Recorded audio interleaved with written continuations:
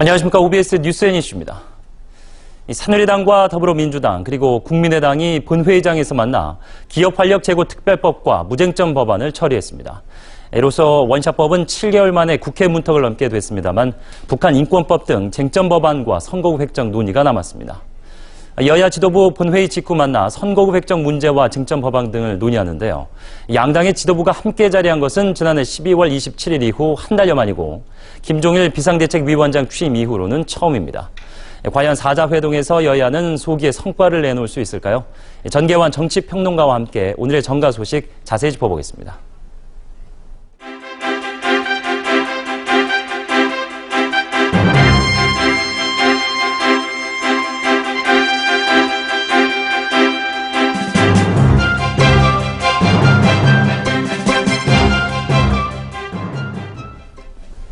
전계환 평론가와 함께하겠습니다. 어서 오십시오. 안녕하십니까. 예.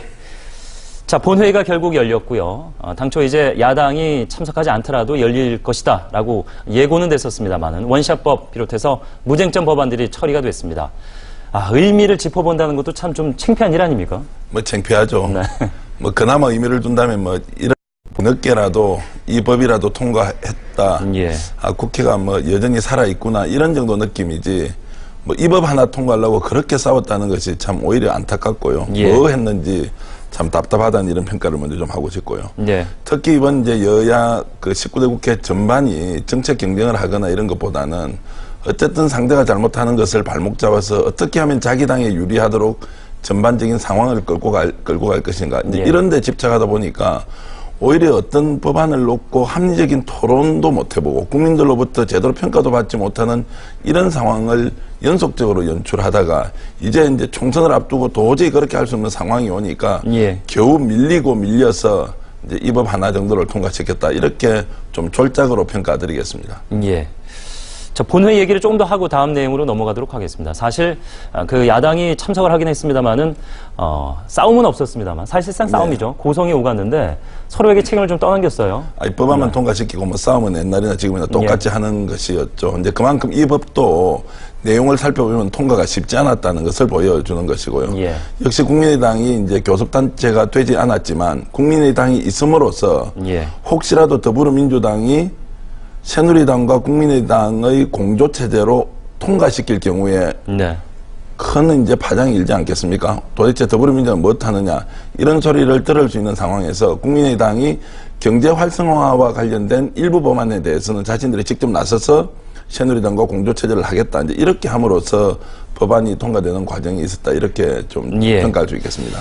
자, 원샷법이 원내대표가 합의했던 게 여야가 합의했던 게 지난달 23일이었습니다. 그런데 열흘이 넘어서야 결국은 고성이 오가면서 처리가 됐습니다. 창피하다고 좀 느껴야 될 것 같습니다.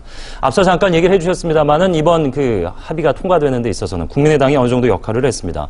당초에는 이제 원내 교섭단체 20명을 채우지 못했고 제3당으로서의 역할을 제대로 할 것이냐 하는 의구심이 들었는데 이 정도의 역할이랑 앞으로의 가능성에 대해서는 좀 좋게 볼 수도 있겠습니다. 역시 이제 앞으로 임시국회도 남아있지 않습니까? 예. 민주당에 대해서는 국민의당이 확실하게 역할을 할 것이다. 새누리당의 이중대가 되는 것이 아니라 예. 어느 법안까지를 경제 활성화의 문제로 놓고 국민의당이 좀 정책적 위치를 좀 가져가면서 밀고 갈 것이냐 이런 부분이 앞으로 임시국회에서 일정하게 영향이 있을 것 같고요. 예. 역시 이제 3당이 출연하니까 국회가 조금은 활성화되는 측면이 있다. 지금까지는 양당 구도에서 적대적 공생관계로 이러든 저러든 서로 밀리고 할 게 없으니까 그냥 막 자기들이 고집 피우는 것을 밀고 갈 수 있었지만 이제 3당이 출연하니까 국민들에게 선택의 폭이 좀 더 넓어진 것입니다. 네. 그런 면에서 확실히 국민의당이 자극제의 요소는 있다 이렇게 볼 수 있겠습니다. 예. 자, 여야 지도부 본회의 직후 이제 선거구 획정, 쟁점 법안 등에 대해서 논의를 하게 되는데 원샷법이 일단 국회 문턱을 넘었기 때문에 기대감은 조금 커졌습니다. 쟁점 법안과 선거구 획정 이 부분에 있어서 이제 첨예한 대립을 보이고 있는데 원유철 원내대표가 선거구 획정은 아직 시간이 있다 이렇게 말했습니다. 듣는 사람에 따라서는 지금 예비 후보들이 소송도 오가고 있는 상황에서 이렇게 여유 있는 모습을 보여도 되는지 의구심이 좀 들긴 합니다. 4월 13일이 우리 총선일이지 않습니까? 예. 그러면 한 3월 25일쯤 하죠, 그 전까지 대한민국 넘어서면 기록 아닙니까? 아니 기록이라는 이 대한민국이 당장 작년 연말까지 모든 것을 끝을 내야 되는 것이 법으로 명시되어 있는데 과거에는 한두 개 지역구를 가지고 한 2월 그 하순까지 갔던 적이 있습니다. 지금은 근데 지역구가 관계된 한 50개 정도 됩니다. 이것은 국민으로부터 엄청난 혼란을 줄 수 있는 사안이 지금 선거구 획정으로 묶여 있는데 이걸 놓고 여당의 원내대표가 아직 시간이 좀 있는 거 아니야 이렇게 좀 말씀하시는 건 좀 과한 것 같고요.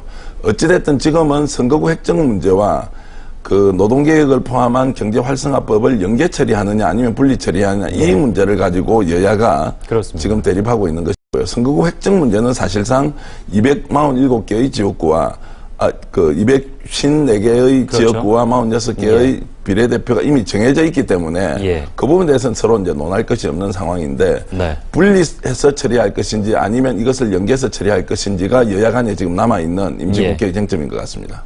원유철 원내대표의 의견과는 조금 다른 얘기가 또 나왔었죠. 정의화 국회의장은 만일 오늘 합의를 당신들이 이루질 않는다면 오는 12일 다음 주 이제 설 지나고 금요일이죠. 지금까지 여야 합의 내용을 토대로 말씀해 주셨습니다. 선거 획정위에 회부하겠다. 그렇다면은 이대로 합의를 안 하고 통과된다면은 야당에 좀 유리한 상황으로 전개가 될 수도 있겠습니다. 야당의 요구를 받아들인 것이고요. 일단 12일까지 여야 간의 합의를 최대한 해봐라.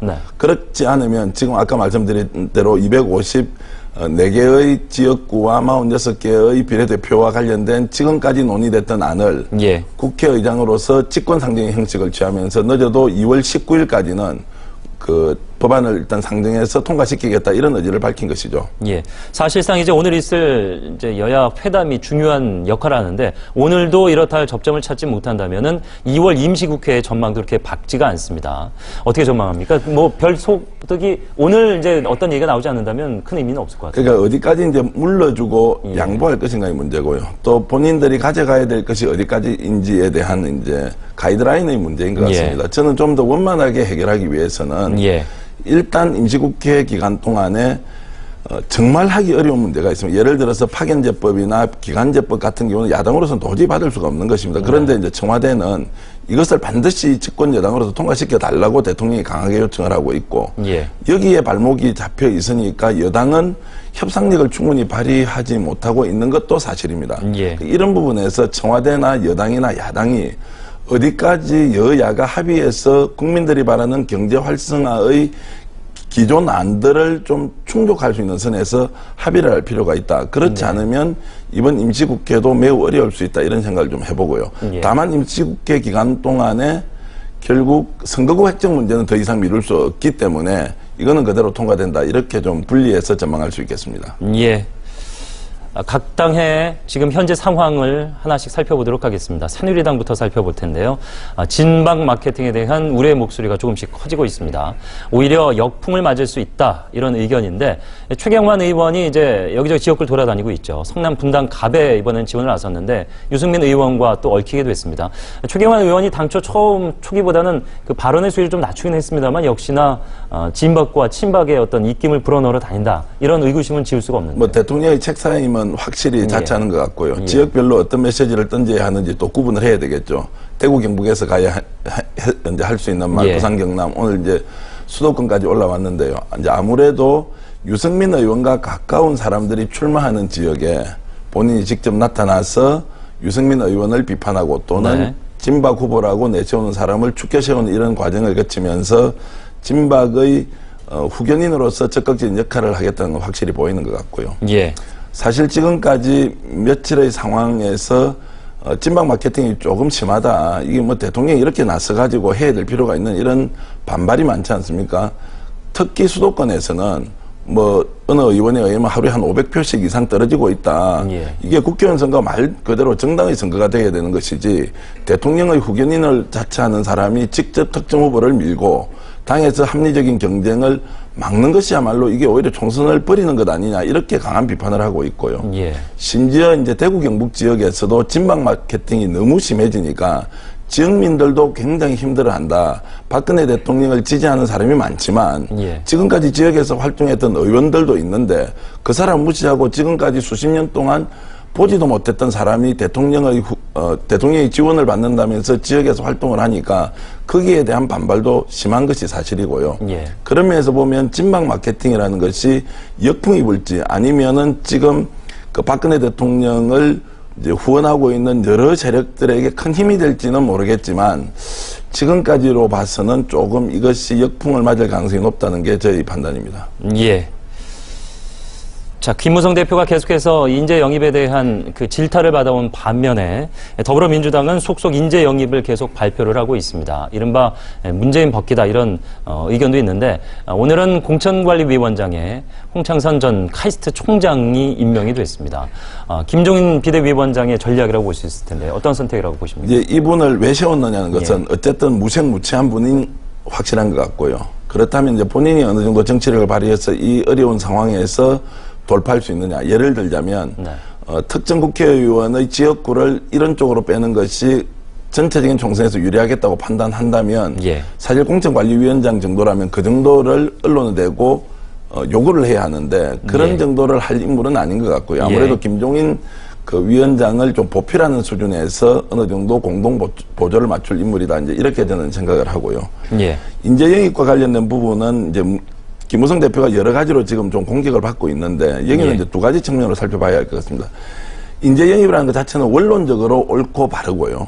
그리고 국민들이 바라는 것은 지금 19대 국회에 대한 여러 가지 비판적 평가가 인적 쇄신을 통해 좀 바뀌길 바라는 것도 사실인데 지금 새누리당 내에서 일어나는 인재 영입이라는 것은 진박 또는 친박 후보를 얼마나 많이 밀어넣을 것이냐. 그런 면에서 김무성 대표가 인재 영입에 너무 벽을 서고 있는 거죠. 그렇죠. 이제 그런 것들이 되는 측면이 있으니까 새누리당에서 논의하고 있는 인재 영입이라는 것이 과연 국민들이 바라는 인적 쇄신의 카드로서 인재 영입으로 느껴지기보다는 김무성계를 더 많이 살려놓느냐 아니면 새로운 박근혜 계열을 더 많이 밀어넣느냐 이제 이런 싸움으로 보이니까 좀 선명성이 확실히 떨어지는 것은 사실이다 이렇게 말씀드릴 수 있겠습니다. 뭐 가끔 야구 얘기를 합니다만은 이제 시즌이 끝나고 나서 겨울에 이제 FA 시즌이 되면은 개성이 강한 선수를 영입해서 분위기를 망칠 바에는 영입하지 않는다 이런 팀들도 많은데 그런 전략이 아닌가 새누리당 이렇게 보여집니다. 김종인 비대위원장의 그 말 한마디에 계속해서 많은 분들이 반응을 보이고 있는데 이번에는 미국 민주당 경선에서 바람을 불러일으키고 있죠. 버니 샌더스 언급을 했습니다. 이분이 이제 1941년생인데 어떻게 보면은 초선 대선 도전에는 조금 나이가 좀 있으신데 묘하게도 또 김종인 위원장과 거의 비슷한 나이대입니다. 경제 정책에 집중해서 정치 공약을 발표하겠다라는 의지로 보면 되겠습니까? 뭐 그런 것 같고요. 근데 이제 경제 공약을 어느 정도 수권 능력을 갖춘 정당으로서의 경제 공약을 내느냐 이것은 좀 더 지켜봐야 할 것 같고요. 지금까지 더불어민주당이 국민들로부터 질타를 받았던 가장 큰 질타 중에 하나는 역시 수권 능력, 즉 경제정책과 관련된 부분에서 과연 정권을 잡더라도 더불어민주당이 잘 국가를 운영할 수 있겠느냐 여기에 대해서는 지속적으로 문제제기가 됐던 것이고요. 김종인 위원장이 어떻게 안을 낼지는 모르겠지만 과연 지금까지 보여줬던 더불어민주당의 정책 능력과 실천 능력으로 봤을 때 그런 것들을 충분히 소화하고 국민들을 이런 경제정책으로 설득할 수 있을 때까지 나갈 건지 이것은 좀 숙제로 남지 않겠느냐 생각을 해봅니다. 국민의당 동향 살펴보겠습니다. 안철수 천정배 공동대표 5.18 민주묘지를 방문을 했습니다. 이 자리에서 박근혜 대통령을 크게 비판했는데 자 정책을 통과시키는 데 있어서는 어느 정도 새누리에 힘을 실어주는 모양새였습니다만은 현 수장에 대해서는 쓴소리를 내뱉었습니다. 뭐 그렇죠. 이제 광주에 가서 대통령 뭐 욕을 하지 않고 해야 되겠습니까?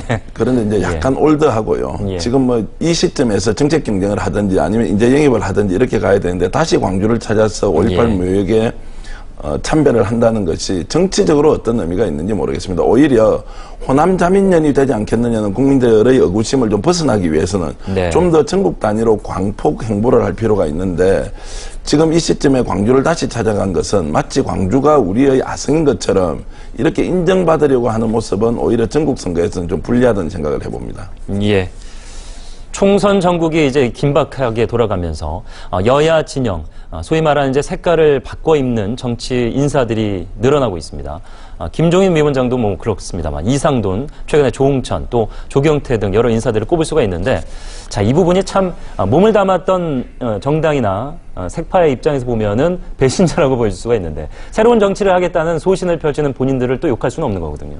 뭐 참 힘든 문제입니다. 이제 이걸 사랑으로 보느냐 아니면 불륜으로 보느냐 해석하기에 따라 다 다른 거 아닙니까? 이제 나간 사람 쪽에서 보면 자신이 이곳에서 뭔가 할 일이 없으니까 다른 데 가서 새로운 인생을 펼치겠다는 것인데 보낸 쪽에서 보면 이제 배신이라고 보는 것이고요.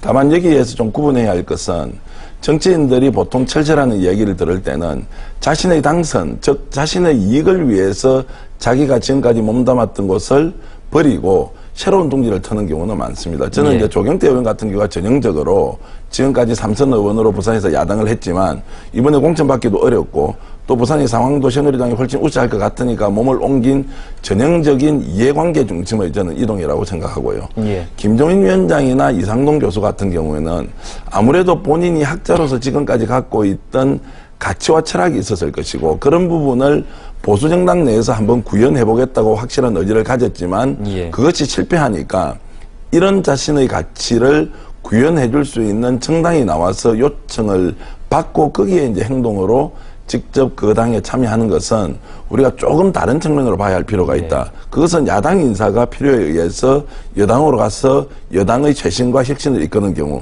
예를 들면 이제 김문수 의원이나 이런 사람도 과거에 민중당 출신이지 않습니까? 이재호 의원도 민중당 출신이고. 이제 이런 분들은 오히려 그 당에 가서 그 당이 풀지 못했던 여러 가지 한계를 풀어내는 그러면서 당의 다양성을 확보해주는 역할을 충분히 했다는 것을 보면 우리가 이해관계로 움직이는 철새 정치인과 자기 가치를 위해서 움직이는 정치인은 좀 구분해야 될 필요가 있다는 말씀을 드리고 싶습니다. 주식시장에서 손해를 본 사람들한테 위로하는 말 중에 하나가 이제 대한민국이 존재하는 한 주식시장은 항상 열린다라고 하는데 대한민국이 존재하는 한 국회는 항상 열리기 때문에 본인이 국회에 있어야 또 본인의 소신도 펼칠 수 있지 않겠습니까? 그렇습니다. 그런 부분은 또 이해할 수도 있겠습니다. 네. 전계환 정치평론가와 함께 살펴봤습니다. 고맙습니다. 고맙습니다.